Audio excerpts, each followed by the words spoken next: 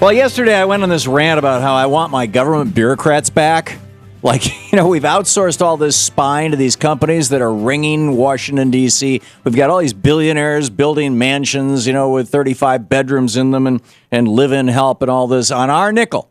When this work used to be done by good old-fashioned government employees who are making $30,000, $40,000, $50,000 a year, working 40 years, getting a pension and an insurance plan and retiring.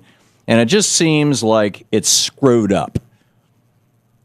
And I was going on and on about how, this whole experiment, this whole libertarian experiment of, well, let's just privatize things. The private sector can do things better. All it's done is created a bunch of millionaires. In fact, well over 1,000 multimillionaires, CEOs within the defense industry, within the security industry. And, guys earning $200,000 a year spying on everybody from Hawaii paradise, with a GED. I mean, I think it's nuts. But let's check with the Libertarian. Matthew Feeney is the assistant editor of Reason 24/7, the website reason.com, the Libertarian newsletter and news site. Matthew, welcome back to the program. Thanks for having me. So isn't this an example of where the libertarian theory that government can do nothing right and everything should be done by somebody, in it for a buck breaks down?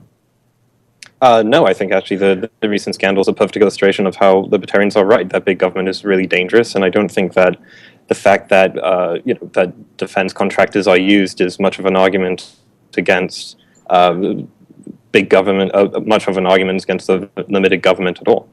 The NSA, the National Security Agency, has an inspector general. If somebody inside the NSA says, this is wrong, this is unconstitutional, I got a problem with this, there's a chain that they can go to that person. Booz Allen Hamilton is owned by the Carlyle Group, which is owned in part by the Bush family. And if you're working, particularly as a low-level grunt at Booz Allen Hamilton, and you're going to try and take on the Carlyle Group, I think you got a whole different range of problems. Plus, if you or I think we're being screwed by the NSA and we want to do a Freedom of Information Act filing, we can get information about what's going on inside our government by our government employees. But if you want to find out what's going on at Booz Allen Hamilton or at Carlyle Group, not only will they not tell you, but if you stand in front of their building with a sign saying, I want to know what's going on, like you can do in front of Congress, they will have you arrested. Right, but isn't the problem that these contractors are working under laws that Congress passes anyway? I mean, the Patriot Act was not passed by a private company; it was passed by That's my point. Congress. That's my point. You guys convinced Ronald Reagan and his merry band that libertarianism and Republican and privatization, it's all, they're going to do it better, they're going to do it more efficiently, they're going to do it faster. And no, they took a whole bunch of our money. Their stockholders are making billions. Their CEOs are making millions. We're getting screwed and spied on. So, I didn't convince Ronald Reagan of anything, but I think it's important. I don't know who you're referring to, but I'm referring to the whole libertarian philosophy. The Koch brothers all the way back to Father Freddy. Right, but keep in mind that it's something libertarians have been saying for a long time, is that what the U.S. military does abroad is way, way too much. Our defense budget is way too big, and that includes a lot of these problems we have with contractors. We wouldn't need all these people involved in all this shady stuff if our military budget wasn't so vast and we weren't involved everywhere in the world. That's not what I'm talking about. What I'm talking about is I haven't heard any kind of cogent response to this other than just a denial from you, Matthew, that this case, for example, demonstrates how dumb it is to privatize part of the commons. I'm totally with you guys. I don't want the government owning the means of manufacture or distribution for the vast majority of things. I don't want the government making my soap. I don't want to make it my car. I don't want to make it my computer. But when it comes to spying, when it comes to national security, when it comes to the ability to ruin somebody's life, put somebody in jail, use the force that you talk about, guys with guns showing up, I would like it to be people where I can issue a Freedom of Information Act request and find out just what the hell's going on, where I can protest out in front and I'm protected, constitutionally protected by the First Amendment, and they can't stop me, where I can, in fact, if I don't like what the CEO of the Carlyle Group and Booz Allen Hamilton is doing, I could get that person removed. You can do that with elected officials, and arguably you can do that with government bureaucrats. You can't do that with private corporations. But sorry, I mean, just asking to try and clarify the position. Do you think that the information that was leaked could have been obtained through a FOIA request to somewhere like the Pentagon or the NSA? I'm sorry, maybe I'm completely misunderstanding the argument here. Do you mind clarifying? Sure. I'll clarify. Okay. I think you've mixed up 2 points. One is I'm saying that Edward Snowden, who felt that what he was being asked to do at Booz Allen Hamilton and for the Carlyle Group as part of their contract with the NSA was wrong. He says he had no mechanism, and I'm sure the company has internal mechanisms, but he didn't feel safe using them. Like, for example, if you work for the NSA, you can go to the Inspector General's office and file an anonymous complaint, and it will remain anonymous forever, right? But somebody will investigate that, and somebody's going to find out, and you're not going to lose your job. He did not feel like he could do that. He saw something going on that was wrong, but it was being done wrong in a private corporation, number one. Number two, if you or I, as taxpayers who are paying for this stuff, if you or I thought, the NSA has gone too far. They are reading my grandma's emails or my girlfriend's or my wife's or mine, and without Fourth Amendment, without somebody having sworn under oath that there's probable cause that a crime is being committed, and I would like to know what the details of what they're doing are, what those details are.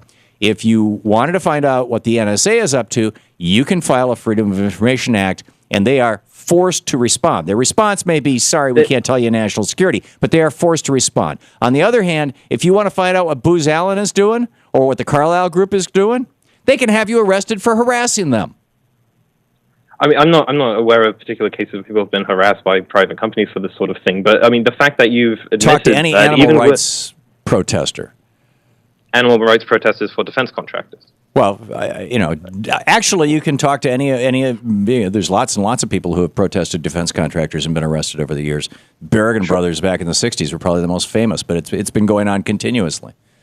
Right, but I think if you've said that were a FOIA request for this sort of information even issued, that it would come back with nothing. Not necessarily. It could. It does. They do occasionally.